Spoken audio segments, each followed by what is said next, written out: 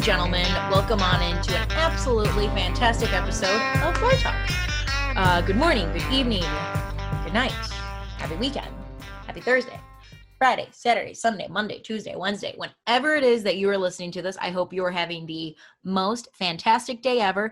And if not, guys, remember, you get to turn this whole day around and make it a better day. So figure out and decide what kind of day you want to have, because remember, it's all up to you. Okay, so we are at episode 56. Ooh, can't believe it. I love it so much. The more we kind of just keep rolling these out, the more gratitude I have towards everyone who comes on and to all of you amazing listeners. So guys, thank you again from the bottom of my heart, because I said it before, but I'll say it again. Like, I could sit here and talk into a microphone and no one can listen to it, but you guys decide to come on in and listen and, be a part of this community. So from the bottom of my heart, thank you. Okay, so I think we might have some new listeners that coming on in. So I kind of just wanted to briefly explain what Bar Talk is for those of you who are new to the show, and for those of you who have been listening, time in and time again. Thank you. You guys are just going to listen to this, or you can skip forward, whatever you want to do. But guys, Bar Talk is a combination of sports, food, and booze. But the main premise of the show is to help everyone realize that we have more in common with each other than we have different. And we are approaching Bar Talk's 1-year anniversary, which just sounds insane. I started this in the midst of the pandemic. I am a bartender by trade, and I love bartending. I grew up in a bar. I thought that was normal. It is not. But while I was bartending, I was also pursuing my dream of being a sports reporter. And I always found myself kind of comparing the two fields that I was in. I saw a lot of similarities. Every time I was at the bar, I would talk about me on the sports field or wherever I was. That sounded so uneducated, but you get where I'm going with this. And every time I was, at a game, covering a game or whatever, I always found myself talking about the bar. So I said to myself, how can I combine these two? And the idea of Bar Talk came along. And it started as a reason for me to get out of bed in the middle of the pandemic when I lost my job. And within 10 weeks, we did 40 episodes via Instagram Live. So you guys can always go back and watch those on our Instagram page. They're also on our YouTube channel. And now it's kind of flowing the way that I've always wanted it to flow, which is like this, via podcast style. It gives me a life, to be honest. So I'm really happy about it. And that's kind of what it is. And that's kind of, what you should know, I guess. Guys, stay tuned towards the end of the show. I got to tease this. I asked a question on Bar Talk's Instagram and like all of our social media platforms. And the question was, what animated Disney character would you not let hold your drink at a bar? And we had some hilarious answers. And they weren't just like people answering with the character. It was them answering with the character and the explanation.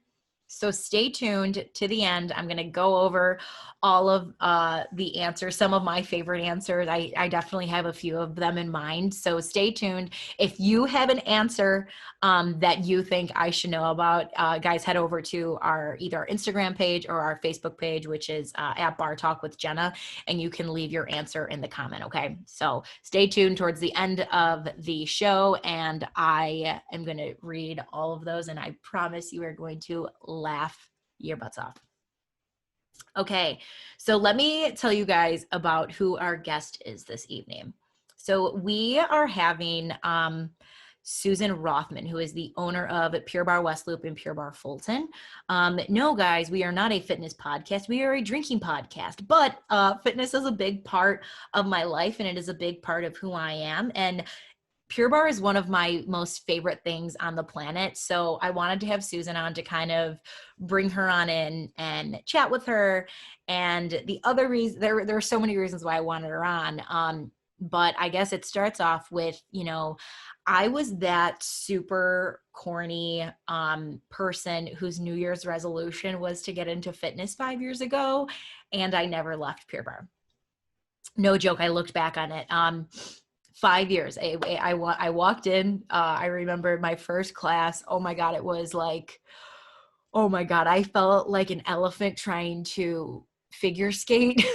Like I could only imagine how ridiculous I looked in class. But the beauty of it was, and the beauty of, I think, fitness classes, because I know sometimes they can be a little intimidating, is, guys, everyone is so focused on themselves and how ridiculous you look that you're not looking at anyone else. So just remember that, okay? Because I remember thinking, like, everyone's judging me. I look so foolish. And I didn't think, I mean, actually, that's a lie. I don't know. We'd have to ask my teacher. I think it was Brittany was the first teacher I had. We'll ask her. I doubt it she remembers.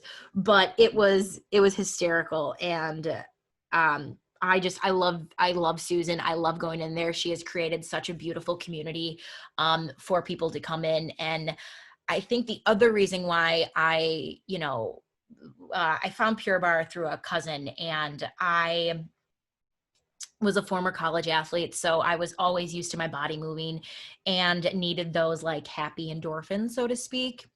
And when I stopped, it was hard because someone had always given me my workout, and I was like, oh my God, I have to come up with my own workout. And I couldn't do it on my own. I had no self-discipline.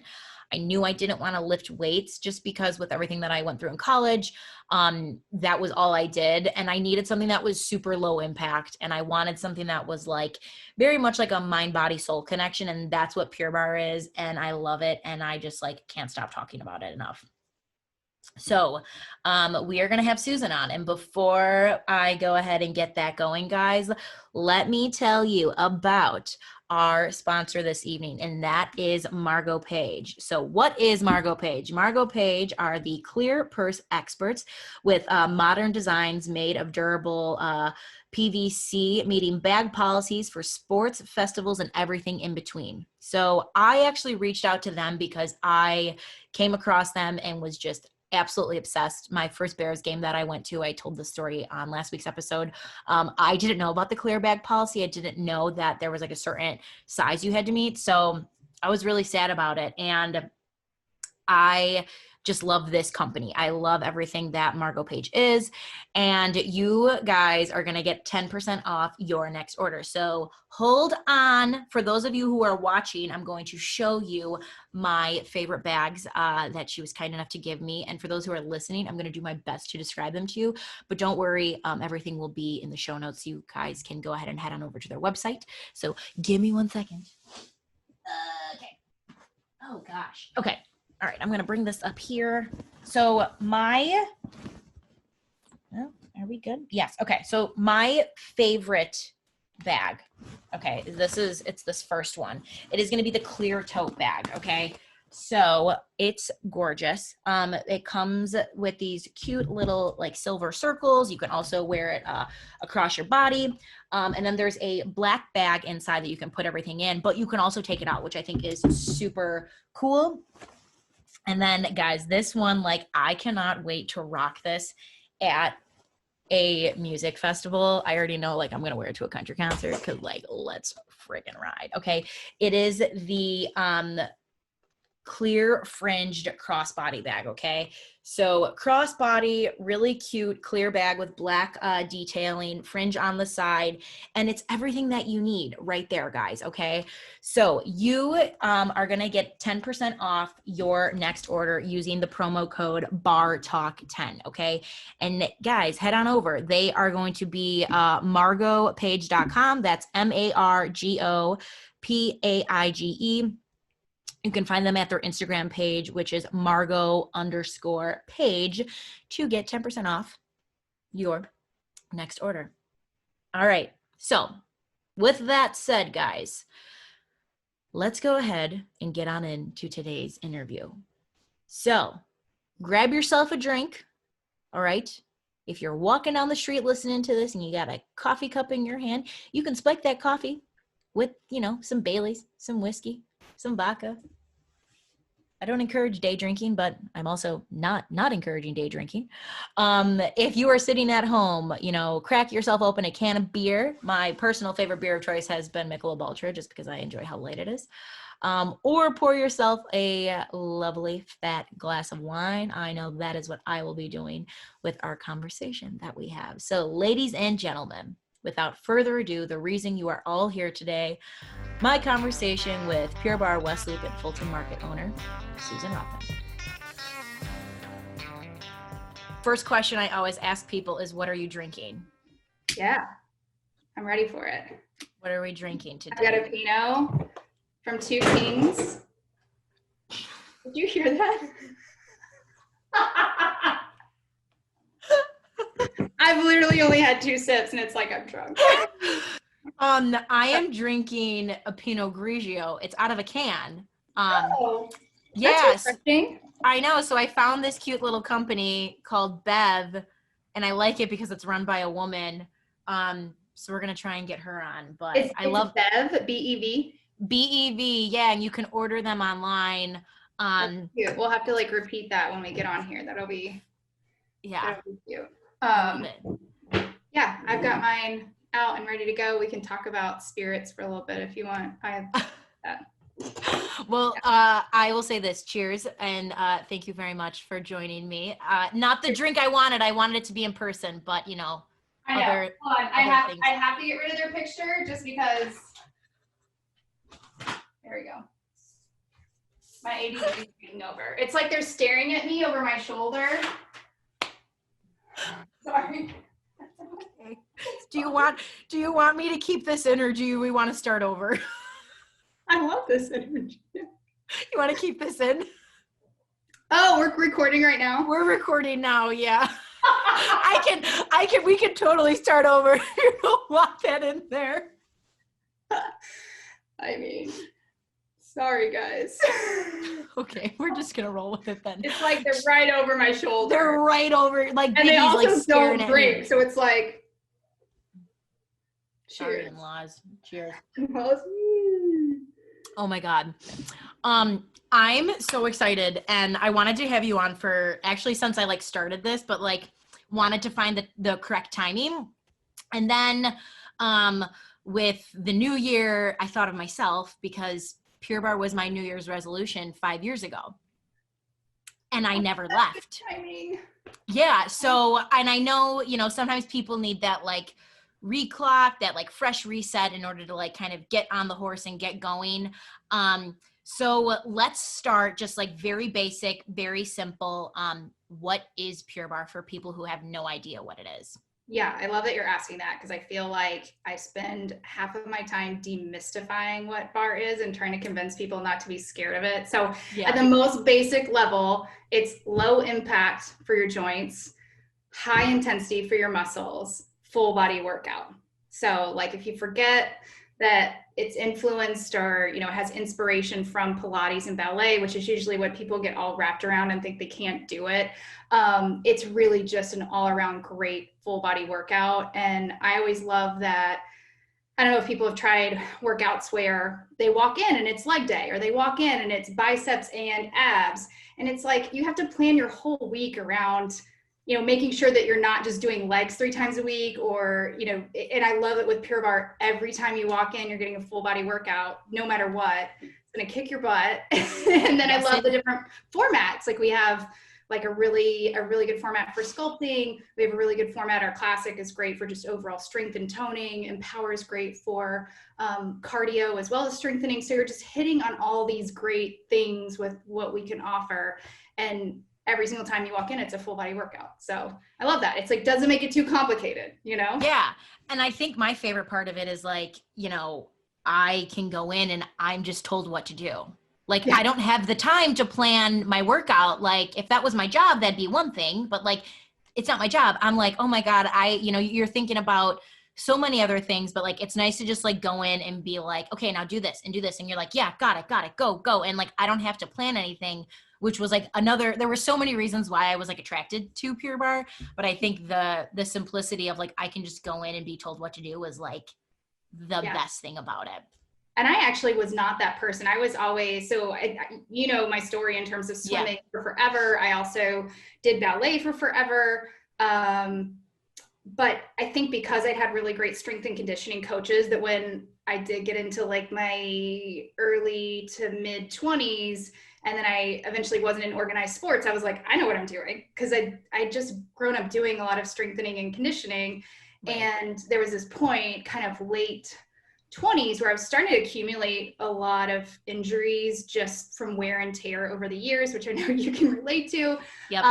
But I also, the harder I was working on my career, which I haven't always done Pure Barre. I've been doing this for almost 6 years, but I had a career in employment consulting and then followed by software operations. So very different things in the business world. It's like the more I was putting energy into that, the less energy I had to walk into the gym and like craft my workout. Like I was just mentally like drained. Like I used to always work out like right after work. And I was just walking in like, oh my gosh, I like had no more creative energy. I was losing my drive. So that was something that Pure Barre really filled, like it filled a void for me. I think I've told you this before. I had a friend drag me there kicking and screaming, like, I don't do group fitness. You know, I was like, I do my own thing.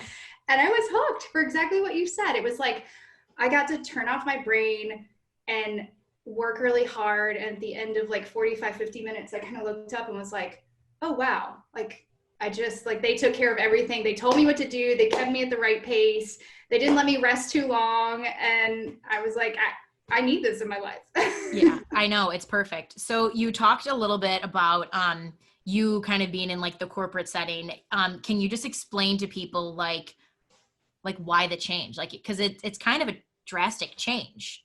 Yeah, it can seem like it. I think the underlying thread here is I've always loved business. I've loved figuring out how businesses work, what makes them successful. I love starting with nothing and making it something. I'm a really good person for the front end of something and the big creative stuff. And then once things get kind of streamlined and operationalized, I'm kind of like, all right, what's next? So I was at JWT, known as J. Walter Thompson. They're a really big ad agency, but they had some subsidiaries, and I worked for an employment consulting company, came in as essentially a writer and researcher. So I was an English major, business minor. I don't know if we've ever talked about that. I don't know if I knew that about you. That's interesting though. Yeah, and the business minor was a total fluke because I was going to do English and history. And I remember talking to my dad like my junior year and being like, do you think I'll ever get a job?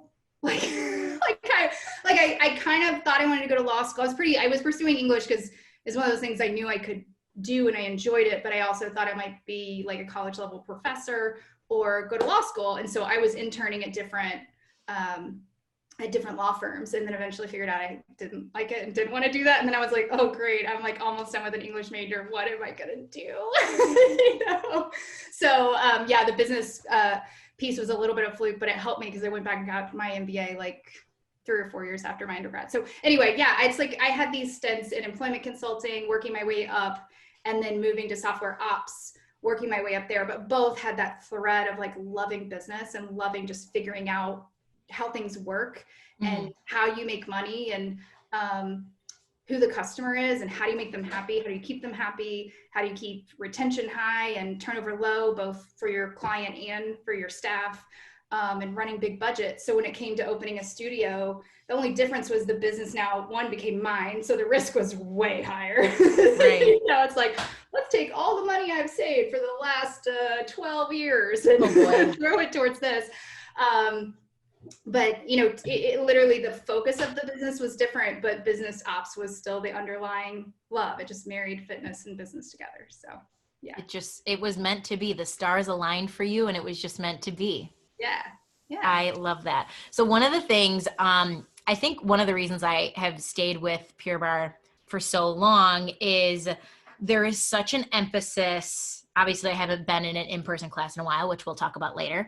But there was always an emphasis on like mind, body, soul. Like there's like a huge mind, body, soul connection. And I think in the beginning when I started, I didn't realize that I needed all of those things.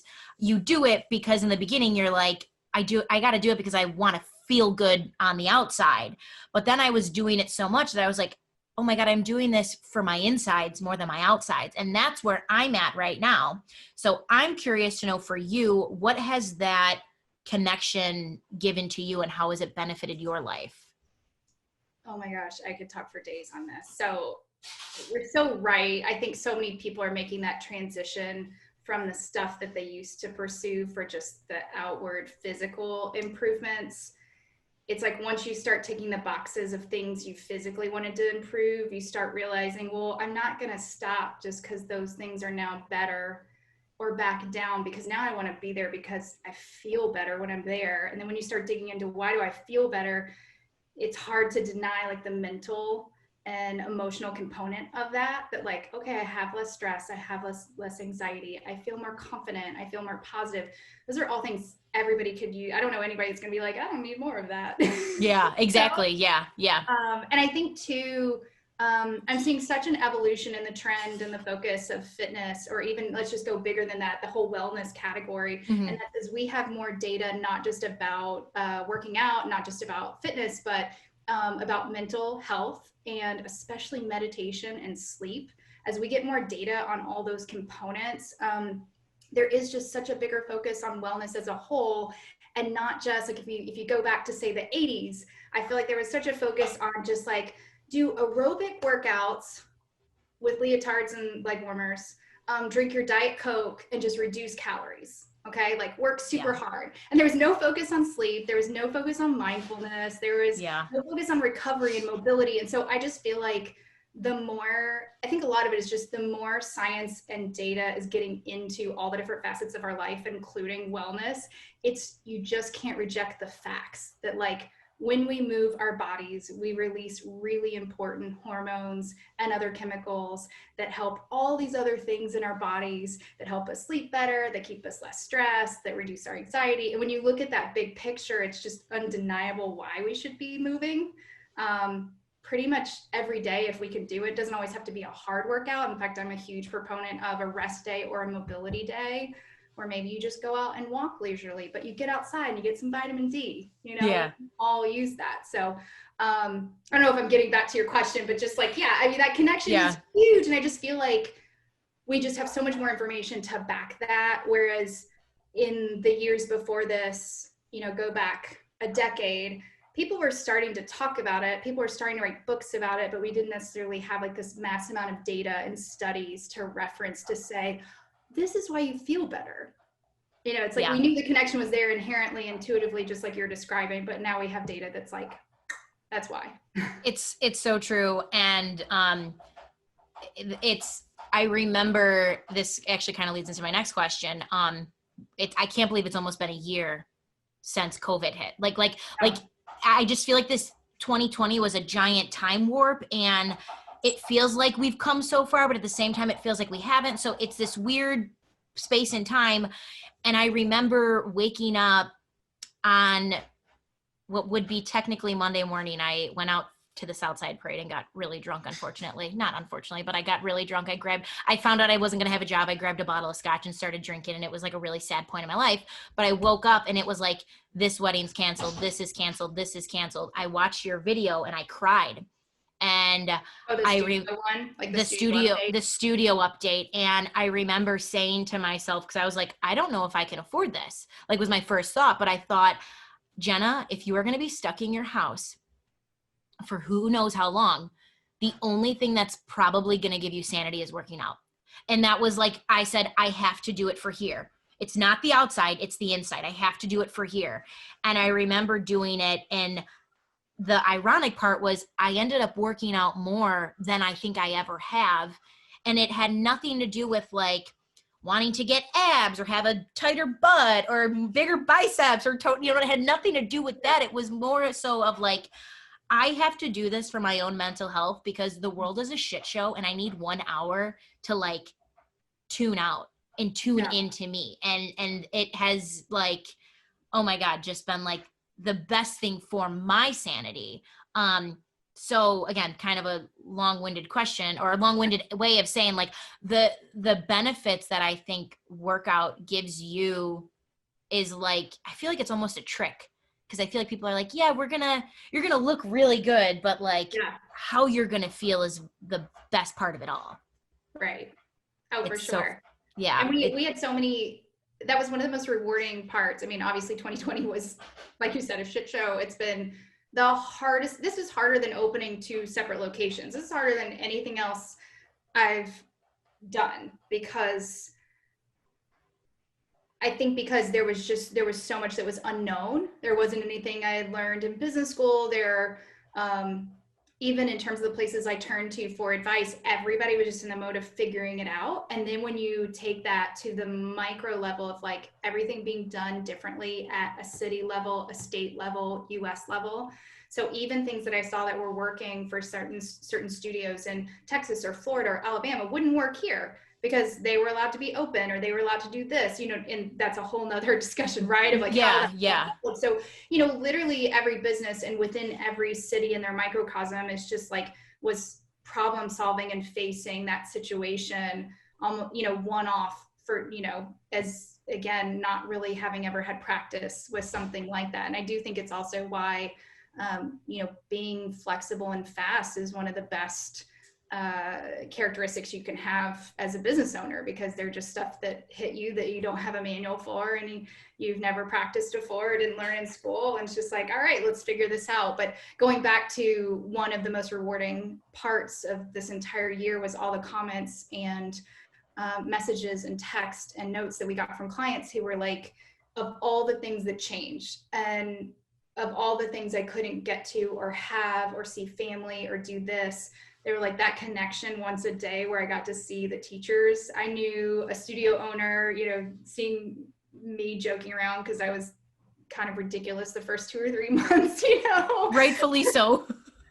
Yeah. And just, just that chance to connect and feel human. I think that like, feeling that we're all in this together. And even though we're in our individual homes, this is our one chance a day to feel connected to other people. And that part was really rewarding, just to hear all the different ways that was important to people.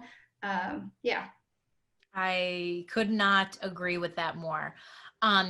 So how have you felt as a small business owner during this? And I know that's a loaded question.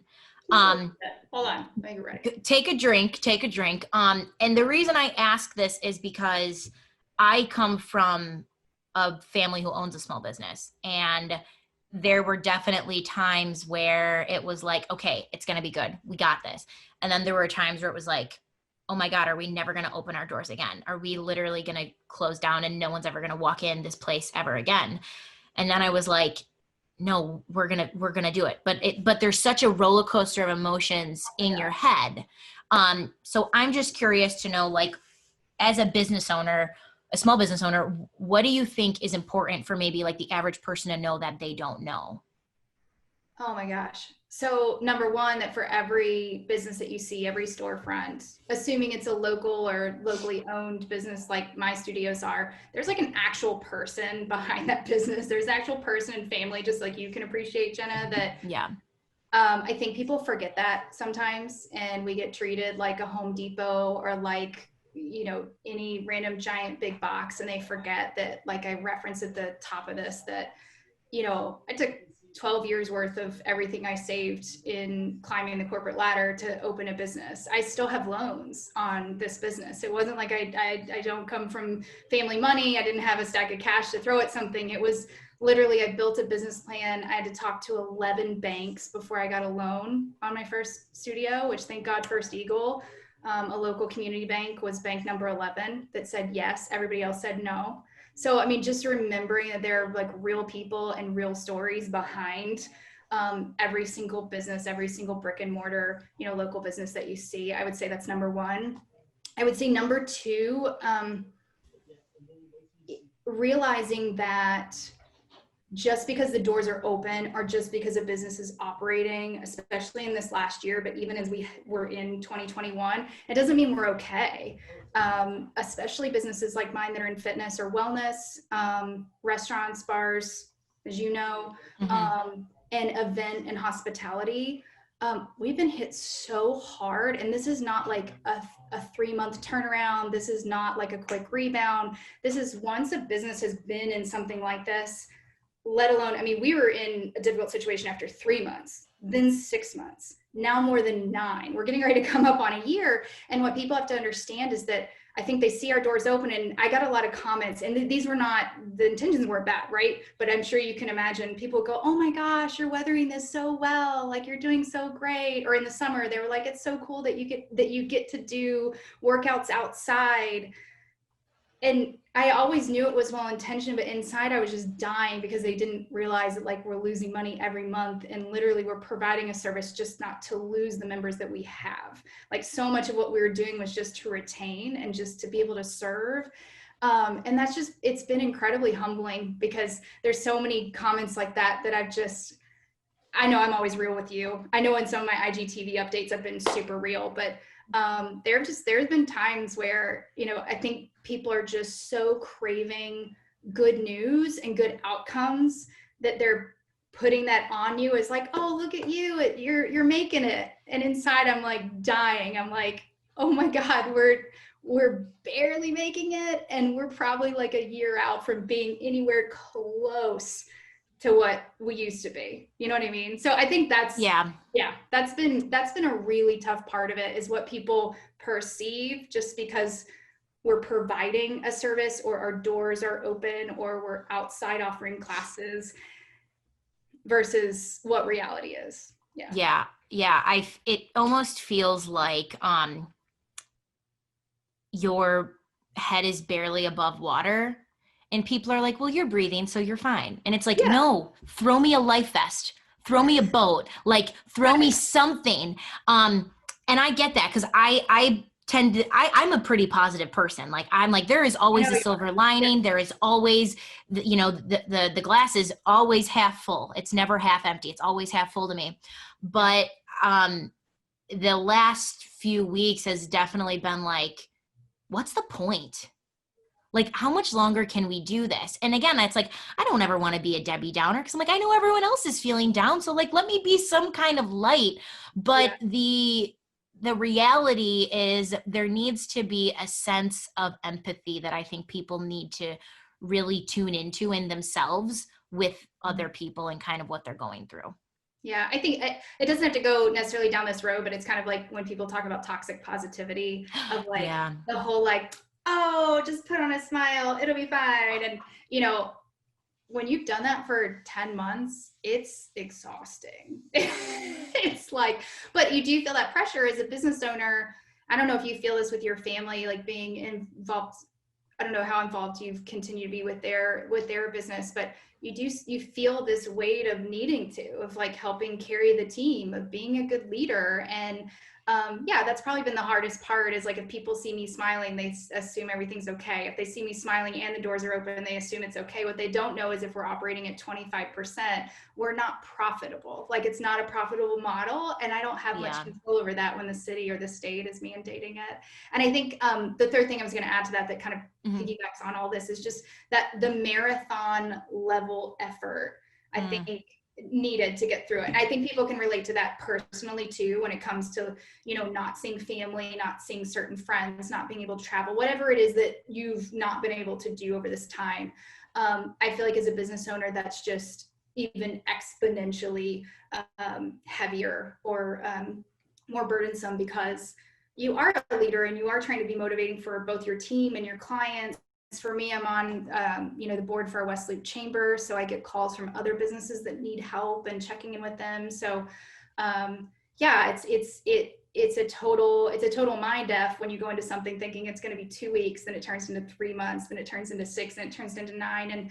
And, as you can relate, it's one thing I totally get for people that have been hunkered down personally, but they're able to work from home. It's another thing when financially so much is dependent on it. And I think that's the piece.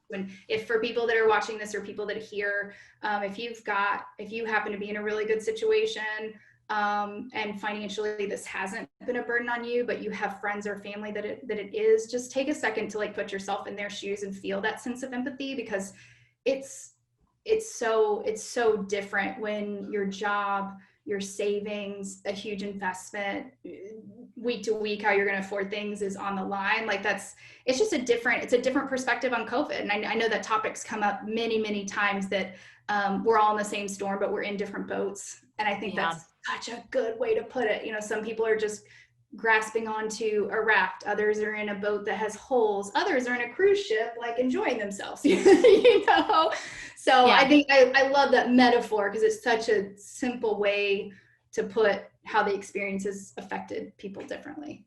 It's so true. What is your capacity level at currently? You guys because you're able to be open, but like what's the number? So the regulation for gyms right now is 25%. And that's assuming you can, with 25%, also keep people spaced at least 6 feet apart, which we can.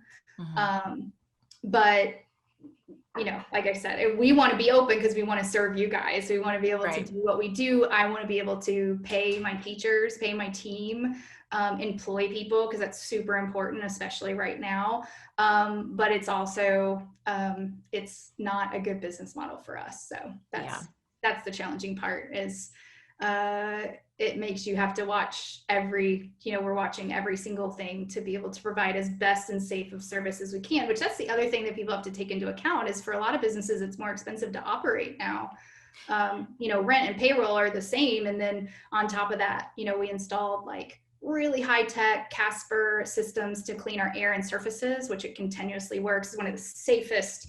I mean, it is like one of the best technologies that we have in our studios. And we're one of the first in Chicago to use it. It was first developed for like hospitals where they needed super sterile environments.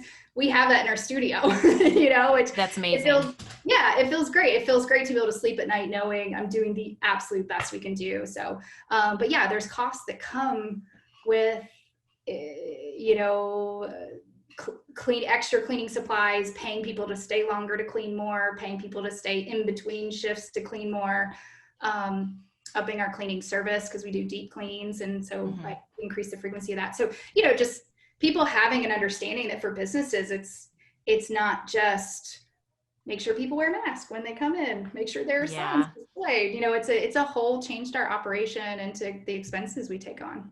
Yeah, the expensive part of it has been really interesting. One being in a family business and then working for a corporation, I guess, with lettuce. I see it in the way that we order food, which most people don't really understand. Like, you know, we have taken off our menu at Pizzeria Portofino, the lobster pizza. And we've had a lot of people like, where's the lobster pizza? And my quick answer is like, oh, it's seasonal. But the actual answer is, do you know how expensive lobster is? Do you know how expensive it is if no one orders the pizza and you have to throw away the lobster? Yep. Do you know how expensive it is to order fish and then throw it away because you have a shelf life on it? So again, it's interesting because you can go to certain restaurants, and like most people don't realize this, chicken wings are really expensive. Chicken wings are very expensive for people. I wouldn't have known that. I mean, think about it. You have a bird and you get 4 out of it. That's it. Oh. And people order, you know, anywhere from 6 to 12. And so certain places don't even offer it anymore because it's like, we don't know if people are going to buy them. So we're not going to buy it from our vendor because what if it sits and it goes bad? So there's the variability of not just you guys are reduced capacity wise like we are too. Yeah. But also the thing we've had to live by that I think a lot of people don't realize when it comes to planning in terms, my equivalent would be inventory, but your margins on food are way less than my margins on inventory and service. So I mean, I God, like being in the food and beverage business, I mean, I can't even imagine like how you have to manage that because the margins are already so slim. So, but then when with our businesses also having to guess, are we going to get shut down again? Because like what came up in November, it's like we'd already been closed, then we reopen. You're trying to buy based on how many tables you can turn or how many people you think you're going to have in by a night, but that could change in a week. Yeah. So if you're ordering, I mean, that's crazy. I can't imagine with food. It's been very interesting to watch from, and I'm not even on like the manager side of it. I'm on the bartending side of it, but like I see it because I used to see when everything got delivered, and what used to get delivered does not get delivered anymore. So it's really, it's been really interesting to watch. Okay. 2 more questions to kind of circle back, and then we're going to end on some fun, like rapid fire questions. Yes. For people who are maybe interested in getting started on a fitness journey. And I don't ever like to be very preachy with fitness because I think everyone's journey is very unique to themselves and you kind of have to figure that out towards you. But what has kept you going on your fitness journey this entire time? Oh gosh. I think going back to what you said about how you feel. I mean, when I slack off, it's not just how my body feels, it's mentally I'm not as focused. I don't feel as good about myself in terms of just anxiety and stress affects me more, like it all just starts to pile in. So, I mean, working out really is kind of my anti-anxiety medication every single day. And I feel it if I'm not doing that.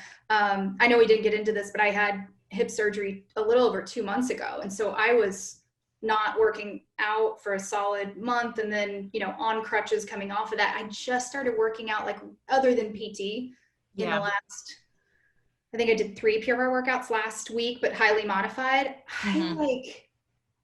Mentally, it just makes such a difference. Like, I can't live without it, especially in the midst of all that's going on. So for me, that's the huge inspiration, is just how I feel, no matter how bad it sucks. It's like starting back up with real workouts, non-PT after 2 months I'm telling you, it was hard. I was like, I'm real bad at this. And I'm somebody that's worked out I'm 42. I've been working out my whole life. I have worked out through a million different injuries and things like that. And I was like, oh my God, I can't even do a plank. I was like, but I will tell you, moments like that, they're so humbling and they're so good for understanding client journeys, because, coming back and not having control over like certain parts of my abs and things are weak. And I'm like, oh, you need that every once in a while. Yeah. And it's that reminder that, like, even though your mind tells you can do it, your body's like, I need you to slow down. I need you to slow down. Yeah. I'm trying to pace myself. I'm really trying to be a good patient, because my surgeon was like, everything looks great.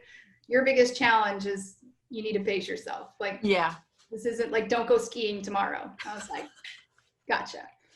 Okay. And then lastly, what if people are interested in signing up or getting to know, or is there anything going on that, would be a great, just like kind of pitch to them what they should know? And like, I'll put everything in the show notes too, but like, just for people to know. I get a free commercial? What? Yes.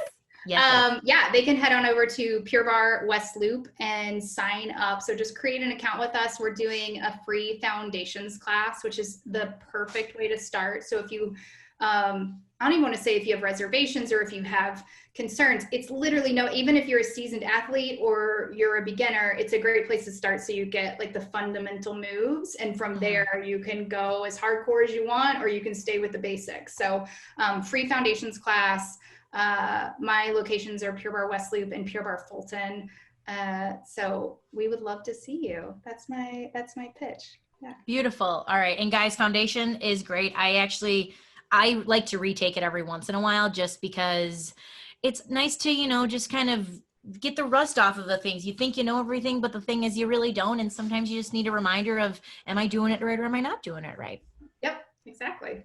All right. So Susan, cheers. I like to end on these. These are ridiculous, random, rapid fire questions, and they're kind of all over the place. Okay. So first one, I actually posted this on Instagram. What animated Disney character would you not let hold your drink at a bar? Wouldn't let hold my drink? Mm-hmm. I don't know. Maybe Tweety Bird, because I feel like one sip and he'd be out. That is true. What is your... he'd fall down. He'd fall down with the drink, or it'd go over his shoulder. What is your drink of choice when you are out? Ooh, red wine. If I want something lighter, I go Pinot, like this lady. But I really like Cabs and Zen as well. I'm a red wine lady. I love it. What is the kindest thing a stranger has done for you? That a stranger has done for me? Oh gosh.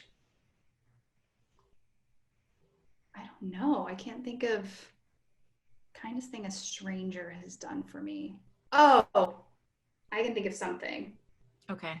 There's a local, there's like a community page in the West Loop where some not kind things were said about those of us that are on the board of the chamber, which keep in mind we volunteer our time and a lot of it, and do a lot of things like focused on helping small businesses, especially helping them not close. We're like the main reason that the outdoor dining program got funded and extended.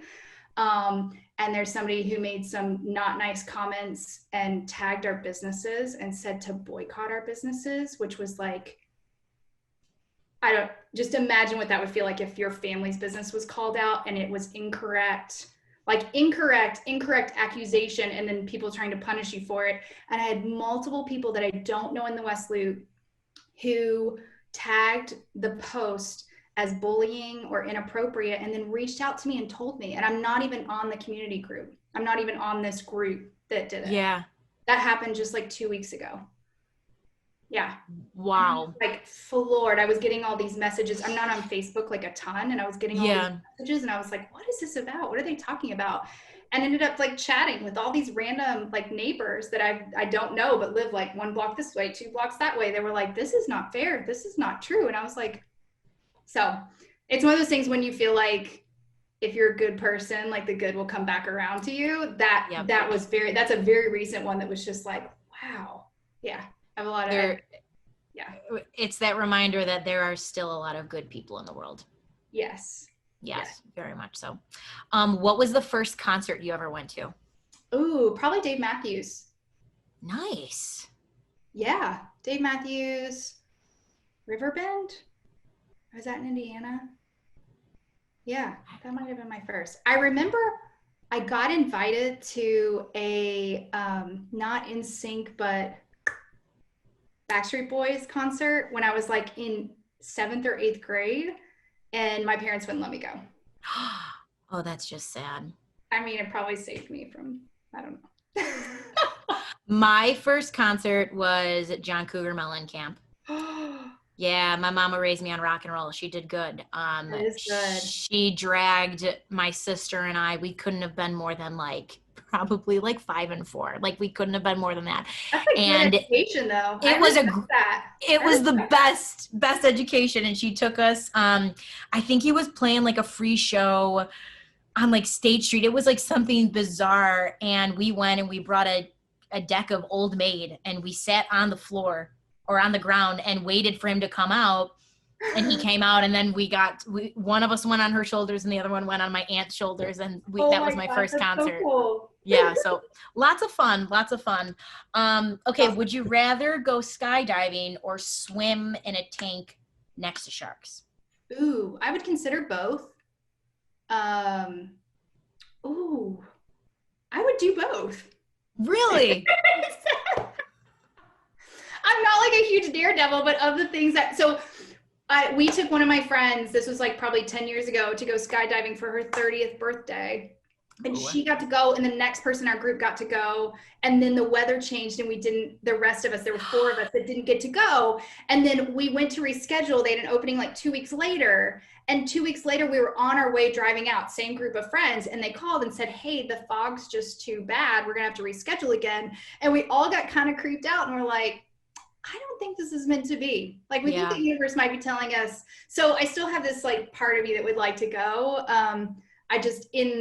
When that happened, like literally almost a decade ago, it was like, we all kind of agreed, like, maybe we should reschedule for a 3rd time. Because if something bad happened, we'd be like, oh my God.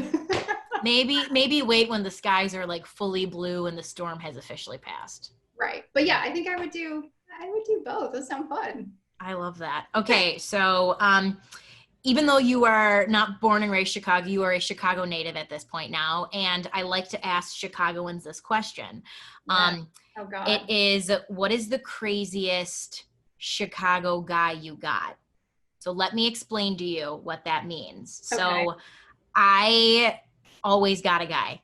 And my 2 craziest I got a guys are, I have a butcher who comes to my house, chops the meat, puts it straight into the fridge. I don't know, gotta worry about it.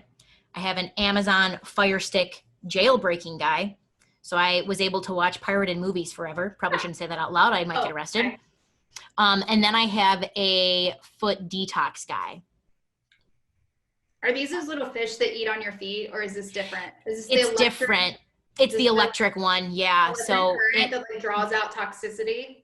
Yeah. I might ask for a hookup on that. Okay, got a guy. It never happened, but I think the story is still really funny. When I was first looking for locations, I'm gonna leave out names in the specific street because I don't want to get in trouble. Okay. So when I was looking for the first location for Pure Barre West Loop, so more than 6 years ago, I was looking in this location, like in the actual spot that I was considering renting. I walk outside and I thought, I'll go like chat with the neighbors along the street to see like, what's the foot traffic, you know, just doing my basic, like, right, you know, logistics and research. And I was such a little nerd. I like kept all this stuff written down and everything. So anyway, I go like 2 doors down from the place I was thinking about. And this guy is like, if you end up, you know, going there, you just let me know if you need anything. And I was kind of like, okay, like what? He was like, you have trouble getting your sign? You let me know. I know a guy. And I was like, okay. He was like, you have any trouble, you know, with the police? You let me know. I got a guy. And he just went down this list of things, like if you need help, like with permits or licensing, he's like, you gonna have alcohol? You need help with that? I got a guy. I didn't end up going with that location, which makes me feel more comfortable sharing the story. But right. I remember, you know, I hadn't been in Chicago. We'd been in Illinois a couple years, in downtown too by that point. And I just remember being like, I don't know what his connections are, but I'm not sure I want to find out. Like, I just don't. So it wasn't the reason I didn't go with this spot. It had more to do with the fact that I walked in and they said it was 1,500 square feet and it ended up being like 1,100. And I was like, I literally stepped it out and I was like, there's no way, the math does not work. So anyway, but it was just a funny situation. And I saw him like a couple weeks later when I went back there. And he was like, so you moving in? You gonna be my neighbor? And I was like,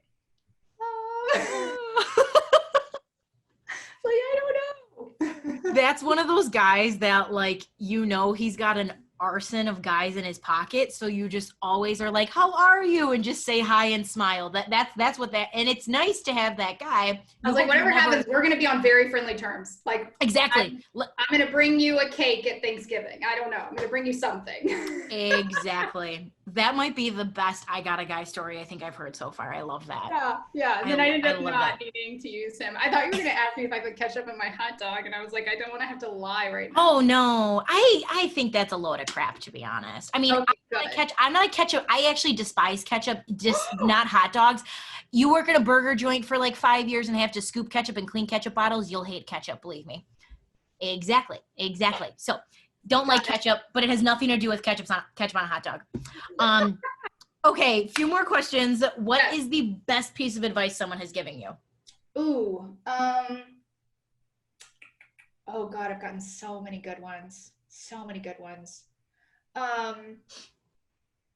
I love Michael Alasso. He's somebody that I've seen speak on multiple occasions, and he specializes in communication. And he's just such a huge proponent of using names to connect with people. And he said, he called us all out. I was in kind of a presentation, and he called us all out on, I'm so sick and tired of people saying that they're not good at names. He's like, you're not good at names because you don't try and you want an easy out. And I know you know this, Jenna, because of Pure Barre. It's such a big deal for us to know people's names and know who they are from the first day that they came in. And I've always been such a big proponent of that, but then also having it solidified from somebody who's just like so good at what he does and so good at communication. He used to be a director, an actor. He's just so good at connecting with people. And for him to call out, it was in a business setting, like people who are CEOs, VPs, SCPs. And he was just like, for those of you that think you're too good to know a name, he's like, that ends today. He was like, you start remembering your names, you get good at it, whatever you have to do to study it, you should know the name, first and last name, and names of kids of everybody that works for you. And I don't know that, I know that's like simple advice in a way, but I just remember it being so like, oh my gosh, like people are so used to just throwing out like, I'm not good at names. I don't. And if you think about it, it's so important because that's what connects you with somebody. And when there's no sweeter sound to people than the sound of their name, because it means that you know it and that you connect with them. So I would say that was mine. I love that. I agree with it so much. I, as a bartender, try to always repeat names is my big thing. So I'm always like, if I'm serving someone, I'm like, okay, Susan. Okay, so we need this Susan. Got it, Susan. Like I almost say it over the top because I want to make sure it is ingrained in my head. Yeah. No, I love that. Yeah. Saying it out loud, I think Michael's rule, and again, it's Michael Alasso. He does fantastic seminars, even virtually for training on this kind of stuff. And he's got a million different tips and tricks on like running meetings better, communicating better. I just adore him. He's so good at what he does.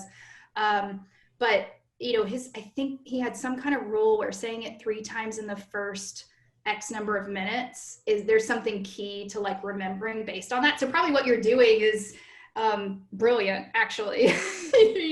3 times within like 2 to 3 minutes, I think it is really important for your brain to absorb it. Yeah. Perfect. Who should my next guest be? Ooh. I loved your Bev idea. Yeah. The woman of Bev. Okay. Her name is Alix Peabody. Oh my gosh. I was hoping her name was Beverly. I wish it was. That would I know. That's so assumptive. I don't know why I just assumed that's what. but that makes sense. I actually have emailed her, so I'll have to reach out to her. I emailed her around the holidays, so I feel like holiday emails just kind of get lost in the junk. Yeah. That would be fun though. You know who I love I know you're not like specific to the West Loop. I love Meg Saz. That's the partner in Monteverde. Monteverde is one of those restaurants. It's on Madison Row. So it's on the same strip that I am on in the West Loop.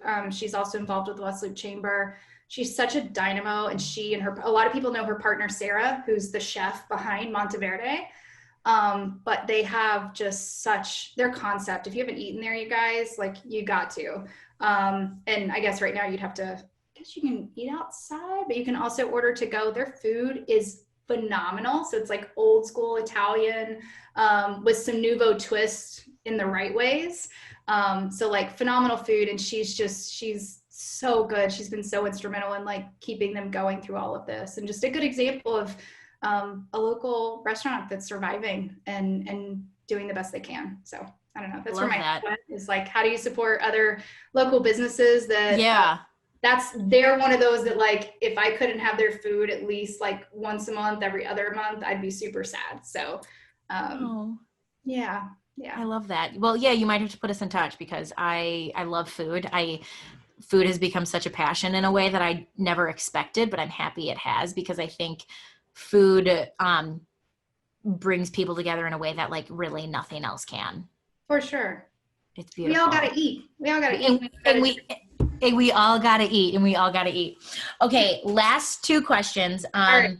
What will be the first thing that you will do when all of this is behind us? Oh, go out. Okay, so depending on the weather, one would be like a group of more than 6 people or whatever the limit has been. I know, right? Like our team loves to go to Fornarosa and sit outside on the picnic tables and order a bunch of pizzas and drink wine. Like I miss that so much. And last winter we did it indoors. I think, did we do that for one of our holiday things? But I just miss big gatherings of people and being able to eat and drink. And I miss that. And I hope this summer we're all sitting at giant tables and eating and drinking outside. I hope so too. Okay. And then lastly, I've been asking, because we want to and not because we have to. Exactly. And not because it's -5 degrees outside and you can't feel your toes and you might get frostbite. Right. Okay. Last question. I have been asking everyone this, and I still think it's a really important question to ask. And it is, what have you learned the most about yourself during this time? Ooh. I'm way more patient than I thought. And because like we were going back to like that marathon-esque quality that's needed to make it through all of this. It's one thing to say that on a personal level. It's a whole nother thing to keep a team and a business surviving through this. So I think and I also think patient, but also I've stayed a lot more even keel than I thought. I think after the 2 weeks that in March, everybody thought we were going to close for 2 weeks. You guys remember that? 2 weeks. I remember laughing at that. 2 weeks. Yeah, I know. And I was like, oh, it's probably going to be a month. It's probably going to be at least a month, maybe 2. Yeah. But I think if this had all hit, what I'm really thankful for is if knowing myself 6 years ago, if this had hit when I had first opened Pure Barre West Loop, I think I would have worked myself into the ground thinking that working more would have fixed it. And thankfully, over the last 6 years, I think what I've really gotten a good handle on personally is what can I control and what can I not control. And so my default go-to when I'm stressed and anxious is just to overwork. If I work, it'll fix it. If I stay up till midnight every night, it'll fix it. And this past year was such a lesson in the things that are not under my control, that no amount of work or stressing or anxiety or staying up late was going to fix it. So I think that realization and just being able to live that out, and what it allowed me to do is that my boys, they're 6 and 8, they are living their best lives right now. Like, they are so happy. They're each other's best friends. And looking at them, I realized that if I had been overly stressed, overly anxious, working myself to the bone, thinking I'm somehow going to fix COVID, my kids would not be in the state that they're in. So I'm thankful it happened now and not. I would like to think I would have been mature enough in my business sense and personally in my personal growth 6 years ago, but I don't know. I think I would have just worked, head in a hole.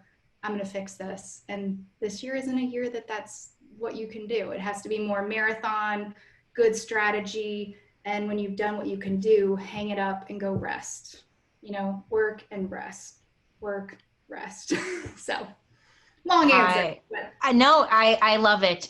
So we always end on a toast, because growing up in a bar, you always toasted to everything. And I just feel like this ties into everything that we've said, and it's nevertheless, she persisted. Cheers. I love that. Cheers.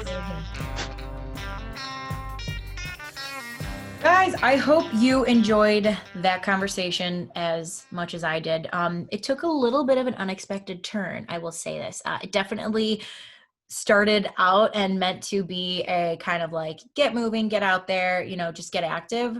But the truth of the matter is, we are still in quite a difficult time right now in history. Like, there's just no denying it. Despite the fact that you feel like you can see the light at the end of the tunnel, people are still struggling. And that is the truth of the matter. And it's hard. So again, I think Susan said some really interesting things and had some really great takeaways in terms of small businesses. And I am a very positive human being. I like to radiate positivity, because I really do believe that the glass is always half full instead of half empty. But sometimes it's very hard to feel positive when you feel like you're drowning and other people around you are like, sailing cruise on the Titanic, and you're just kind of hoping to grab a life vest. Okay, I want to go in to our Disney question, and the Disney question was, what animated Disney character would you not let hold your drink at a bar? But guys, before we do that, we have got to get into one of our sponsors, and that is Light Your Way Candles. If you are watching this, I'm moving my wine glass to the side. I have the Kindred lit right now, and the Kindred is pomegranate, pine, vanilla, and clove. It smells like winter. It smells like a winter wonderland, and it's really cozy and it's really comfy. And I love candles. As you guys know, I like to have one burning in my house. I like to have one burning in my bedroom, and I always shut the door, because I think it just totally you walk in and it feels like a little sanctuary. So guys, LYW Candles is going to give you 20% off using promo code BARTALK20. So you can head on over to their Instagram page, which is at LYW Candles, or you can head on over to their website, which is lywcandles.com. And remember to use promo code BARTALK20 at checkout. They have some amazing scents, and I know that Hannah is in the process right now of adding some different size candles. So I am so excited to see what she has next.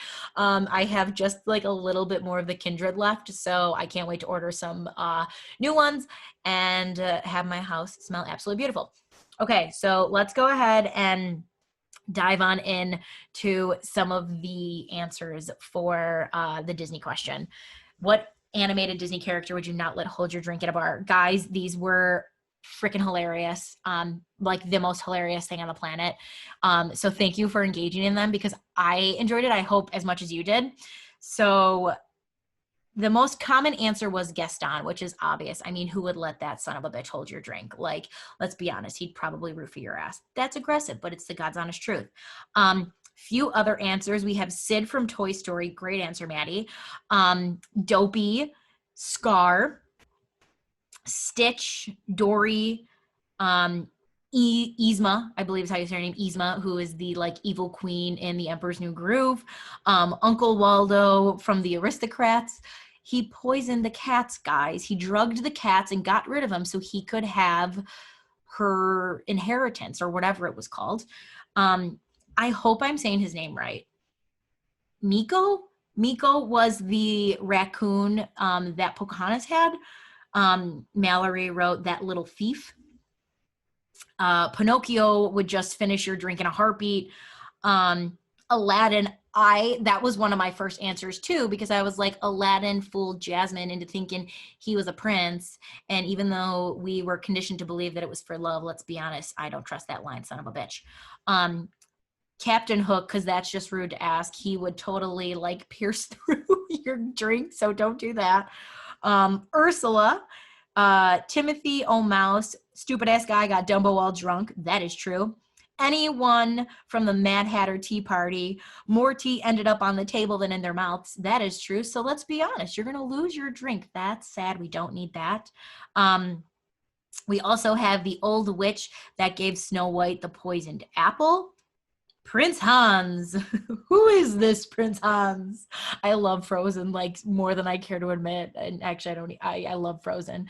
So Prince Hans was the one who tried to get with Anna basically because he wanted to be the king and he was 12th in line with his family. So he would never be king. So he wanted to be king with Anna. Would not trust him either. We also have Rex from Toy Story. He's got little arms. Was the answer?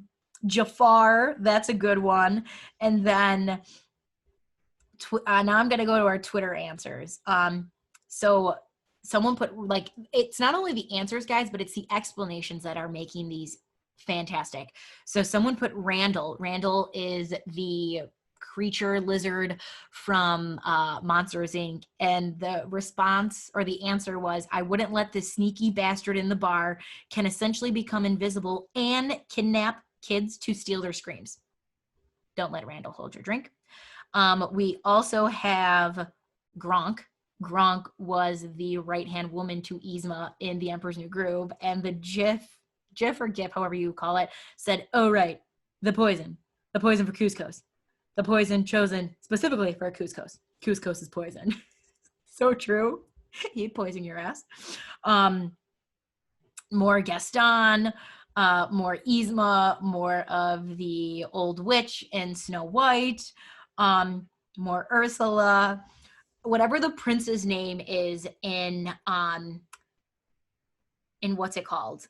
Snow White. And the response from Morgan was, kissing 14-year-old girls while sleeping screams roofie.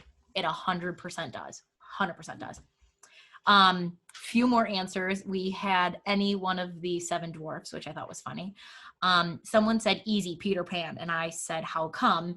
And their answer was tights plus pixies plus banana equals no thanks. So I guess that's that. But I think my favorite answer has to go to Al, and he said Nemo. And I was like, okay, Nemo. How come? Like, let's hear it out. And the reasoning behind it was he would swim off with your drink, get kidnapped, and you'd have to spend the rest of your night trying to get your drink back, and I guess your friend too.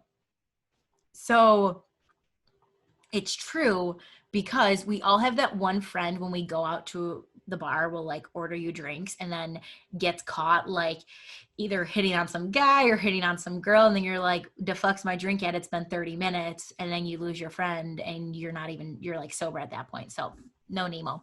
But again, loved these questions. They were absolutely, I love the answers more than anything. You guys did like a really funny job. So job well done. We're gonna do this every week because I think people just have like thoroughly enjoyed them, and I know I have. So we're just going to keep this going. So guys, be on the lookout for questions, and then I will answer them always at the end of the podcast each week. Okay, 2 more things and then we're done, and I'll let you go on about your merry way if you're still here with us. I am going to have my mother do the Bridgerton review. She was a little nervous, guys. So if you know my mom, just tell her, give her a little words of encouragement. Like, she's going to be fine. She's going to kill it. I'm super excited. I think the wine is giving me a little bit of cotton mouth. Okay, I'm all better. But yes, Bridgerton segment is coming. If you know my mother, give Mama Cat some words of encouragement. All right, and then lastly, guys, if you have enjoyed this at all, give us a follow on whatever platform that you are watching it. We are on Facebook, YouTube, Instagram. We are pretty much on all forms of wherever you listen to podcasts. Subscribe, leave a review. It helps more than you know, especially when it comes to like being searched. If you are watching this on YouTube, give us a thumbs up, write a comment. Guys, I want people to join this beautiful bar community that we have, and I want more people to become a part of it. So I think that would be a lot of fun. And again, if you've enjoyed this, share this with your friends or whoever it may be. It helps in more ways than you know. So again, thank you very much for being here with us. All right, guys, I will see you next week. Guest right now is to be determined. We're just kind of, finalizing some things and waiting to hear back from some people. Might do a solo show, not sure yet. But in the meantime, I want everyone to take the time this week to realize that we have way more in common with each other than we have different. I'm going to go do a drunk Pure Barre class. Okay. Bye, guys. See you later.